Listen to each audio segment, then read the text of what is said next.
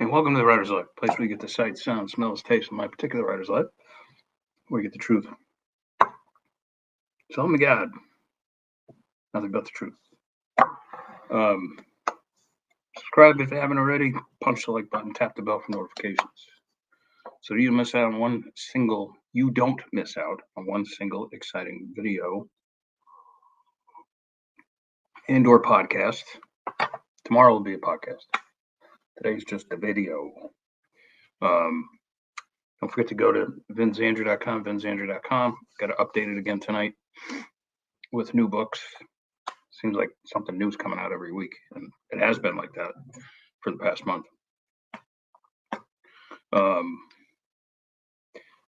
So I just wanted to come to you quickly today because I read some little bit of news on the Barnes & Noble's shutting down in Tribecca. That's huge. That's a big deal. They're trying to sugarcoat it by saying, well, trying to blame the developer, I guess. The developer wants to do something else with the space. I think that, you can kind of like spin it any way you want. But if a bookstore is having trouble, it's going to go, unfortunately. I don't feel that badly for Barnes & Noble. They were the bad guys on the block for the longest time, the big box stores. And they were, when I first started in the business, like Barnes & Noble and what was the other one? They went out of business ages ago now. Doesn't matter. Anyway, they were like evil because they were going to put the mom and pop independent book sellers out of business, which they did not do. Well, the independent booksellers were busy putting themselves out of business, unfortunately, whether they wanted to be that, whether they wanted it to go that way or not. It's just that it's a tough way to make a living, If you thought writing was hard, try selling books. Anyway, this Barnes & Noble is also in the process, I think, of closing a bunch of other stores. The pandemic really crushed these guys, and everybody switched over to Amazon, who is the new bad guy, right? They have been for some time, I guess. But let's face it, number one, with most people reading on their phone, or where's my phone? Oh, or on their Kindle or on their Nook or whatever, paper's taking a hit, and don't let them tell you otherwise, because it is. And you can't beat the convenience of it, right? And there's a subscription model if you choose to do that. So it's very difficult for brick and mortar stores to compete. Even Amazon, which invested into the brick and mortar store for a while. I think they included one or two of my titles there. Those brick and mortar stores went belly up. So Amazon was not immune to this either. It was a good idea, but and the reason they entered into the brick and mortar stores because most independent bookstores and the other chains hated Amazon so much they wouldn't include Amazon publishing books in their stores. I fell victim to that, and it was a real pain in the ass. I'd go to a bookstore and be like, "Oh, you want me to do a signing?" And they'd be like, "No, I told you all this already." So anyway, I feel badly for the people who work at that store in Tribecca. I've been to that Tribecca store many, many times, and I signed stock there a couple of times. Never did. I don't think I did an actual signing there. I might have for As Catch Can, which later became The Innocent. I might have. It was 25 years ago, so it's tough to remember. I think I did, maybe. And like 6 people came, purposely to see me. It wasn't a big deal, obviously, where I remember it. It wasn't like signing books in your home type. That was 25 years ago was still a day where like the internet was still very new, and it was that time where still that time, still that 20th century um, model where you started at your hometown and you sort of mushroomed out from there. And that made a lot of sense. That's the way that business had worked for almost a full century. The only difference being we had also entered into an era where an author was not supported by their house anymore. You got one or two books and that was it. And then you're out the door because there was no way you were going to earn out your advance. No way. They gave me $250,000. Like, I bet you I earned out like maybe 15,000 of it or something ridiculously small. So they were like, no, you can't publish this anymore. Um, Irony of ironies, I get the rights back, and then I changed As Catch Can to The Innocent, and it sold 100,000 copies in like 3 weeks. So I would have earned out my advance. But anyway, I've told you guys this story 1,000 times. You don't need to hear it again. Somebody's chiming in. Let's see. Linda, hi, Linda. Hand pink. Happy New Year, Linda. Happy New Year.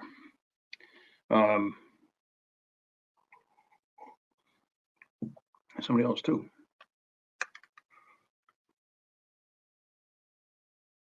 Books and Friend. Barnes and Noble by me closed, but local indie is still going strong. Hard to justify going to Barnes or Nobles over indie. We're on the street when they're on the same street, right? Yeah, I mean, like, what are you going to do? I mean, you're going to go to the Denny's or you're going to go to the mom and pop diner, that's going to cook you a much better breakfast, right? And give you, and talk to you and no, I'll go to the Denny's. Of course, you're not going to do that. It makes total sense. Support your local businesses, independent businesses, no matter what it is. And the other thing I wanted to discuss is like, every year at this time they put out, like what to expect in 2024 and all this. And it's always the same. It's like, quality is going to still reign paramount of your books, and still, the long game beats the short game, but here's another one. They're like, consolidation in the traditional publishing houses will continue. It goes hand in hand with the major chain bookstores closing, some of them anyway. And everything, like even some of the platforms, like the indie platforms, like Draft to Digital, they're like buying up like Smashwords and and other other European outlets and things like that. So like it should be interesting to see what happens. And what they fail to mention is like, whereas a lot of the bookstores are closing, you as an independent author and a traditional author or a hybrid like me, all the more reason for you to have an excellent website, a very easily navigatable website, so that you can sell books directly to the consumer. Again, I know bookstores don't want to hear that, and libraries don't want to hear it, and I feel badly, but business is business in this sense, and also I'm not just a writer, but I sell books. I'm a bookseller.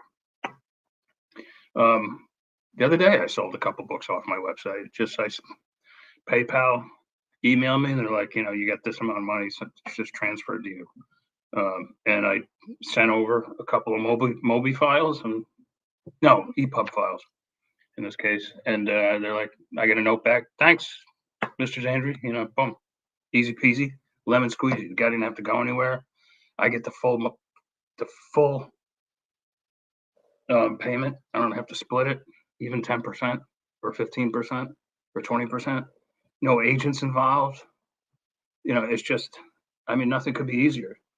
That's the future, in my opinion. That is the real future.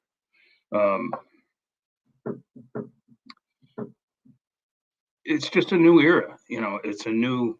This is 21st century publishing now. This isn't the 20th century anymore. Took a little bit of time for it to really catch on, but it actually took the pandemic, to be honest. And the other day I was on X, formerly Twitter, And I see a guy, you'd recognize his name. He's like an old time. Well, he's not an old timer in the business. He's still middle aged, but he's been in the business a lot longer than me even. And you know, but he put up news of his having sold a deal to this publisher I never even heard of. And I looked him up just for the hell of it, 'cause I'm nosy. Um,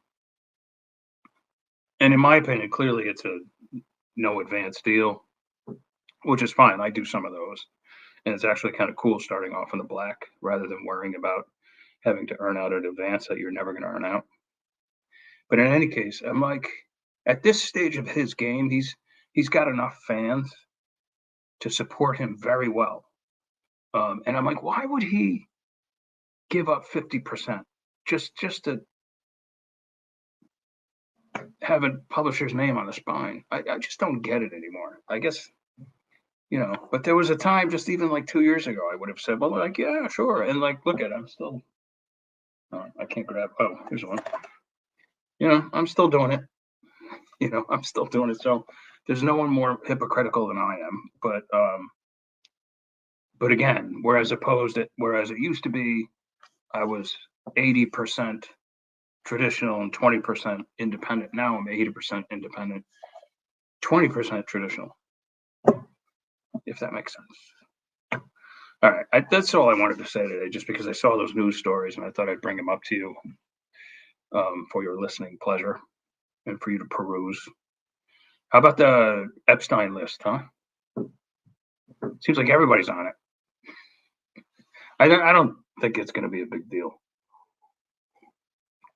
I really don't. I just think this guy was just unbelievably disgusting, and why would you even entertain his friendship for a minute? I don't know.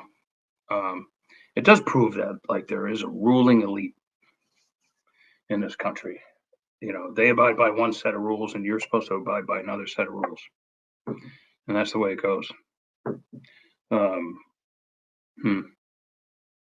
We'll see if things get more interesting with these lists. I could bet you Hillary's pissed off. I bet you things ain't so great in the household. Anyway, what do I know? All right, one more note from Linda. Going skiing this weekend? Not on the weekend, Linda. That's when I work. But I'm probably going Monday because we're supposed to get a little snow over the weekend. So I'm waiting for it. Marcia Cook, makes perfect sense. Independent authors make their own decisions. So true, Marcia. So true. I love it.